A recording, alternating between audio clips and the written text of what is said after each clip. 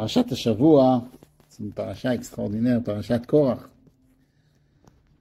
La paracha, elle porte le nom de Korach.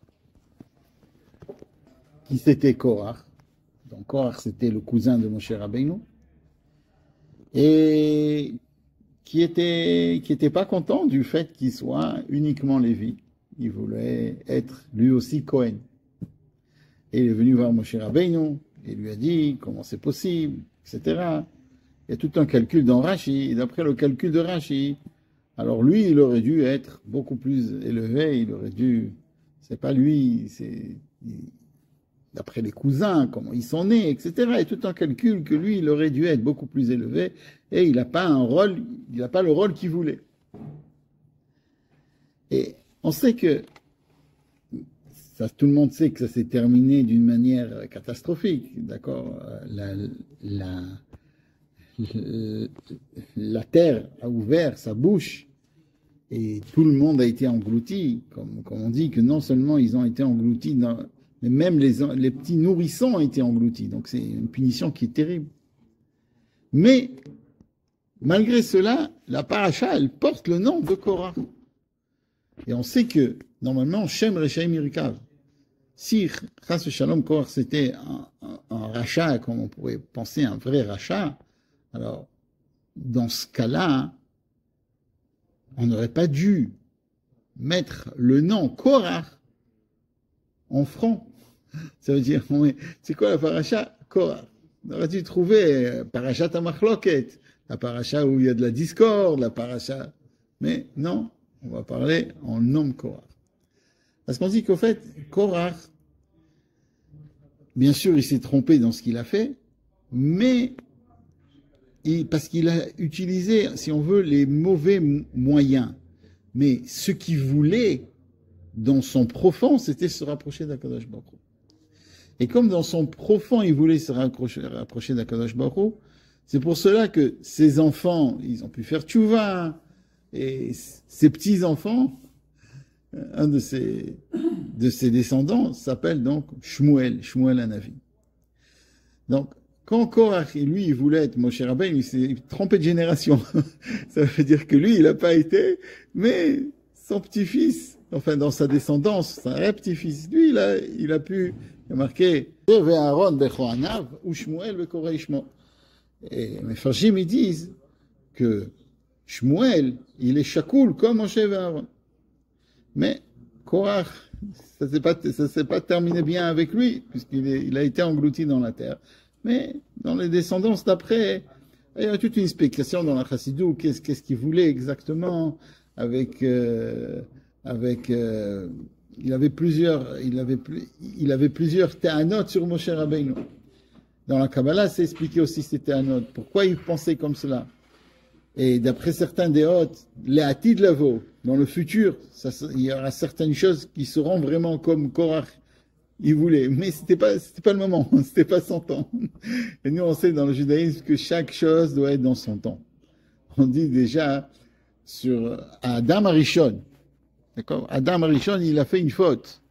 Qu'est-ce qu'il a fait une faute? Qu'il a mangé de quelque chose qu'il ne devait pas manger. Mais on dit que s'il aurait attendu un petit peu, il a mangé ça vendredi. Mais s'il aura attendu Shabbat et qu'il aurait mangé, ça aurait été très bien. Akadosh Baruch Hu aurait accepté. Mais c'était pas le moment. Maintenant, c'est pas le moment de manger. Vendredi, il faut pas manger de cet arbre. Shabbat, tu manges, il n'y a pas de problème. Même chose, Korach. Il est venu avant son temps, c'était pas le moment de faire ce qu'il voulait. Il voulait être ce qu'il voulait être. Mais c'était pas le moment et il a été puni. Le Rabbi, dans l'écouté Sichot, il explique aussi que il amène le Seder Adorot et il dit que d'abord il y a eu les Meraglim et après il y a eu Korach. Bon, c'est sûr que dans la paracha qu'on voit, il y a eu d'abord la paracha des Meraglim, mais après il y a eu la paracha de Korach. Mais des fois dans les parchiotes, il y a certaines choses qui viennent avant, qui viennent après. Le Rabbi il dit clair et net. D'abord il y a eu les Meraglim et après il y a eu Korach. Il ramène donc des Kadmonim qui disent comme ça. Et le Rabbi pose la question, pourquoi? Pourquoi ça s'est passé comme ça? Et il dit comme ça, il y a un passage qui dit, Boker, vayoda Hashem et asher lo, ve'et hakadosh ve'ikrev elav. Une des tanotes de Korach, c'était que lui, il voulait être Kohen, comme on a dit. Pourquoi? Parce que lui, il vient de Shevet Lévi. Il vient de Shevet Lévi. Et s'il vient de Shevet Lévi, Lévi c'est quoi? Apam Yelave Ishi Elai. Quand Lévi il est né, Léa elle a dit, à partir de maintenant, mon mari va s'accompagner avec moi. Yelave Ishi Elai. Alors c'est une blague. Il y en a qui expliquent que quand elle avait, au début elle avait Réhouven et Shimon, elle pouvait sortir toute seule. Elle n'avait pas peur. Mais une fois qu'elle a eu Lévi, elle n'a pas 3 mains. Donc le mari doit venir avec elle pour promener. Donc Yaakov, il devait accompagner Léa pour quand il devait sortir dehors.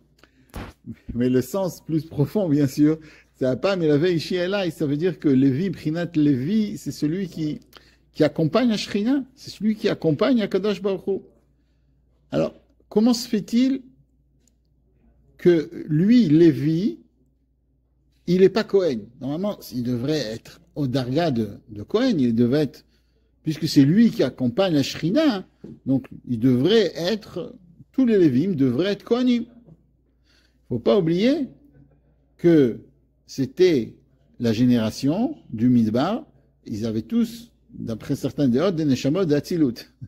Ils avaient un niveau, et c'était tous d'Ordéa, une génération qui comprenait Hachem, qui voyait Hachem. Alors pourquoi cette différence? Pourquoi on ne pouvait pas tous être Kohanim? Ce serait beaucoup mieux.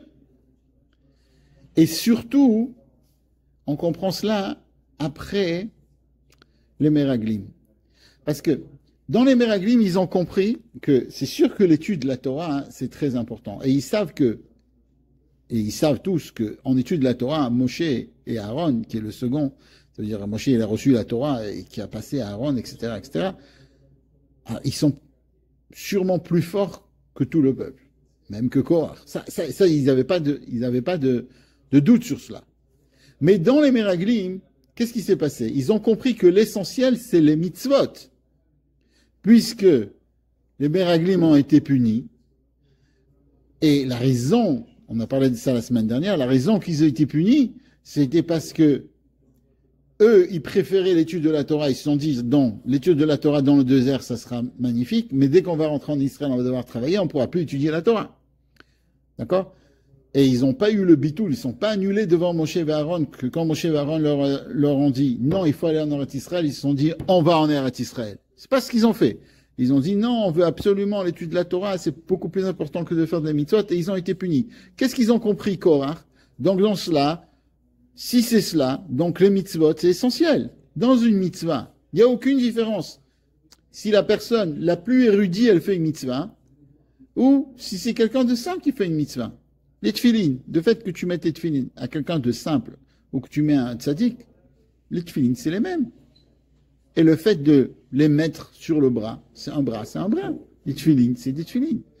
Donc si l'essentiel, c'est des mitzvot, donc dans l'essentiel, dans l'essence, il ne peut pas avoir de différence, il ne peut pas avoir de lévim. Alors, d'abord, l'essentiel, c'est les mitzvot. Donc il ne peut pas avoir de lévim. Deuxièmement, on est tous des Dordéa.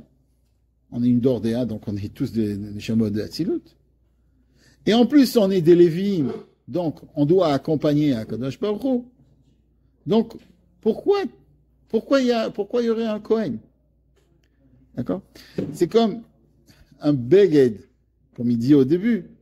Tout le monde connaît ce machal, cette métaphore qui dit un beged qui est tout bleu. Pourquoi il a besoin, d'accord, un habit qui est tout bleu? Pourquoi on doit lui faire dans les titiotes, on doit lui mettre encore un bleu? Ou une maison qui est plein de sfarim. Pourquoi de Sifrei Torah? Pourquoi on doit lui mettre une petite mezouza? Pourquoi il y a besoin de cette distinction, de faire qu'il y a un tzaddik, de faire que on peut tous recevoir directement dans Kadosh Baruch Hu? Surtout qu'il venait de Kiryat Yam Souf, il n'y a pas tellement longtemps avant, et Donc, Yat Yam Souf, ils ont tous dit Zekeli 22, ils ont vu Akadosh Baruch Hu. Donc, ils avaient, comme on a dit, un niveau extraordinaire, d'un dévoilement divin, puisqu'il y a marqué qu'ils ont vu ce que Yecheskel ben Bouzi n'a pas vu, ce que le prophète Yecheskel n'a pas vu. Alors, pour comprendre cela, il faut dire qu'il y a un Mahamar qui explique la Ma'ala de Batzion, qui explique la Ma'ala des mitzvot.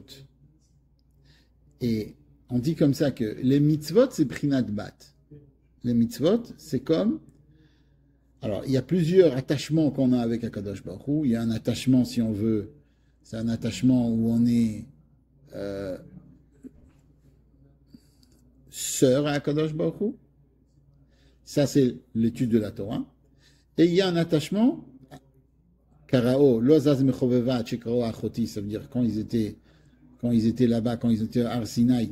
Donc, Akadosh Baruch Hu a appelé le peuple juif Achoti, parce que le fait d'étudier la Torah, si on veut, c'est comme si on était la sœur d'Akadosh Baruch Hu. Et après, Lozaz Mechoveva, Achekara Biti. Biti, c'est l'étude, c'est de faire des mitzvot. Alors, et c'est ça le niveau de Batzion. Roni Vesimri Batzion, qu'on dit toujours après l'Haftara qu'on va lire et à Hanouka et pendant Parashat Ba'alotra. Donc, il y a la Parashat qui est avant Shlach Lecha. Roni Vesimri Batzion, où on va parler du peuple juif quand il fait les mitzvot. Alors, la Ma'ala qu'on dit sur les mitzvot, c'est la Ma'ala du Bitoul.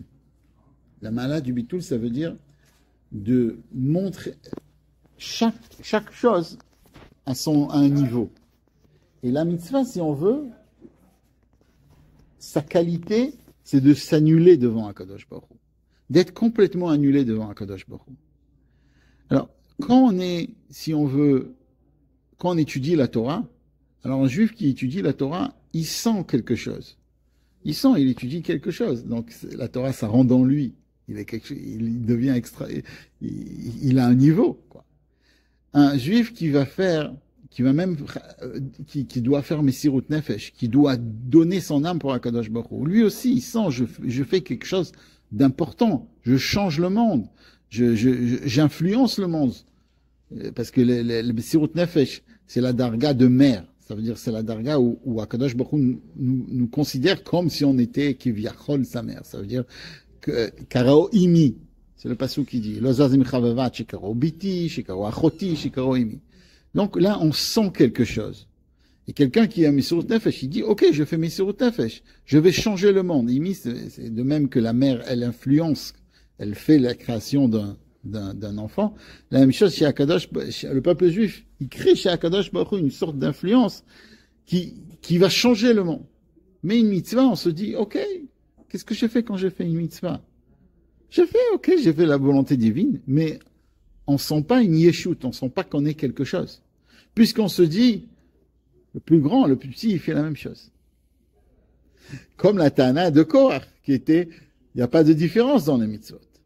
Mais, le Rabbi dit non, Boker, même dans la mitzvah, il y a le Boker. La mitzvah qu'on fait, elle doit toujours être allumée par une lumière. Et cette lumière, c'est la lumière du Kohen Gadol, Be'alotra et Anerot. C'est la lumière de Moshe Rabbeinu qui va allumer. Parce qu'une mitzvah qu'on va faire et on va pas avoir le vrai, la lumière, la Avat Hashem, alors c'est sûr qu'on a fait la mitzvah, on a accompli la mitzvah. Mais si on veut faire une mitzvah Beshlemuta, on doit la faire à la lumière des tzadikim. On doit le faire à la lumière de Moshe et Aaron. C'est pour ça qu'il y a marqué Boker Vayoda Hashem Atasharlo. Parce que quelqu'un qui va faire ça avec la lumière, il va avoir la yediya. La yediya que quand il fait une mitzvah, il va comprendre que le fait qu'il a un bitoul, le fait qu'il soit annulé et qu'il sente rien, ça c'est la plus grande darga. Ça c'est la plus grande, c'est le plus grand niveau. Et ça c'est la voda des Lévim. que justement, parce qu'ils sentent rien, parce qu'ils se disent, nous, on n'est rien, qu'est-ce qu'on est? On aide les Kohanim. Mais nous, de nous-mêmes, on n'est rien. Il faut savoir que quand on sent qu'on n'est rien et qu'on fait ce qu'on doit faire dans le monde, alors c'est là où on fait quelque chose. Et très souvent, des fois, des parents ou des mères, des pères, ils se disent, mais qu'est-ce qu'on fait? Oh, on a des enfants, on les envoie au Cheder, on paye la scolarité. Oui, mais quand tu envoies tes enfants et qu'ils fassent, où on fait les travaux dans la cuisine, où on fait des chalotes, on n'a pas fait grand-chose. Ça, c'est un juif qui fait une mitzvah. Là, dans cette simplicité, c'est là où il est vraiment attaché à Kadosh Baruch Hu. Et ça, si on veut, ça c'est l'idée de Korach. L'idée qu'on peut tirer de Korach, c'est que chaque juif est attaché avec Kadosh Baruch Hu. Et d'après cela, on peut comprendre deux choses. Pourquoi à la fin de la paracha, on va nous parler des 24 cadeaux qui sont donnés aux Kohanim. Et deuxièmement, pourquoi aussi on va nous parler du sel. Les 24 cadeaux, le Rabbi il explique, c'est pour se dire que parce que vous pensez que vous pouvez vous débrouiller tout seul, mais c'est pas du tout comme ça. C'est pas du tout comme ça. Vous avez besoin d'un Kohen. Et le fait qu'on doit donner 24 cadeaux, ça a rappelé à tous les Juifs qu'ils ont besoin du Kohen. Et le fait qu'il va donner ça au Kohen, ça va ramener tout vers la Kedusha. Et le sel, pourquoi? Pour rappeler que les Lévim, ils sont importants. C'est quoi le sel? C'est ce qui va donner, c'est ce qui va faire que le pain, il soit mangeable. C'est ce qui va faire que la viande, on peut amener un korban de 5000 shekels ou de 10 000 shekels, une grosse vache, mais s'il n'y a pas du sel, c'est pas cachère. Si on n'a pas ce travail qu'on pourrait croire qui est simple, c'est quoi du sel? Ça coûte pas grand chose du sel. Par contre, la vache, ça coûte, non, c'est très coûteux. Mais non, ce travail-là, le travail que chacun il fait tous les jours, qui se lève le matin et qui fait attention à ses enfants, qui fait attention à sa femme, ou qui fait attention à son mari, qui fait attention, ça, c'est le travail qu'on doit faire. Et ça, c'est ce qu'on peut apprendre, si on veut, de Korach, de savoir que chacun a sa place et que chaque personne qu'Akadosh Baruch Hu l'a voué à faire quelque chose, c'est quelque chose qu'il doit faire. Et si c'est son tafkid, il n'a pas besoin d'essayer de changer son tafkid. Il peut toujours vouloir monter, puisque ça s'appelle la paracha Korach, pour nous dire qu'il faut monter. Mais si on sait que c'est quelque chose qu'Akadosh Baruch Hu nous a donné et qu'on ne peut pas monter, et que c'est ça notre travail maintenant, alors il faut garder le travail qu'on a maintenant. Et pas se dire, ah, si on aurait été quelqu'un d'autre, alors on aurait fait mieux.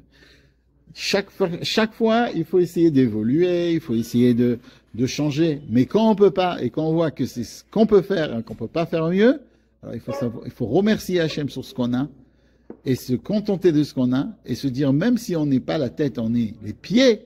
Sans les pieds, la tête ne peut pas avancer. Alors même si on est, comme l'avait dit, si des fois à l'époque ils avaient mal à la tête, ils pouvaient enlever un petit peu du sang. Ils avaient ils faisaient des choses sur les pieds et ça reflétait, la réflexion comme on appelle. Ça changeait tout ce qu'on avait dans la tête. Alors que Bezrat Hashem, cette parashat Korach, chacun de nous doit se renforcer dans la émouna, dans le bitachon, de ce qu'on est, essayer de le faire de la meilleure manière, et essayer de remercier Hachem, chacun, au niveau qu'il est, ce qu'il est, toujours vouloir avancer, toujours, d'un côté, toujours vouloir être mieux, mais si on est par exemple Israël, alors on doit faire le travail d'Israël, on ne pourra jamais être un Kohen. et si on est Kohen, on ne pourra jamais être Israël. Et chacun a son travail, et chacun, ensemble, on va faire un sort de pulse qui va, tous ensemble, on va pouvoir travailler à Kadosh Baruch Hu jusqu'à la venue du Mashiach Tzidkenu Tekef Umiyad Mamash.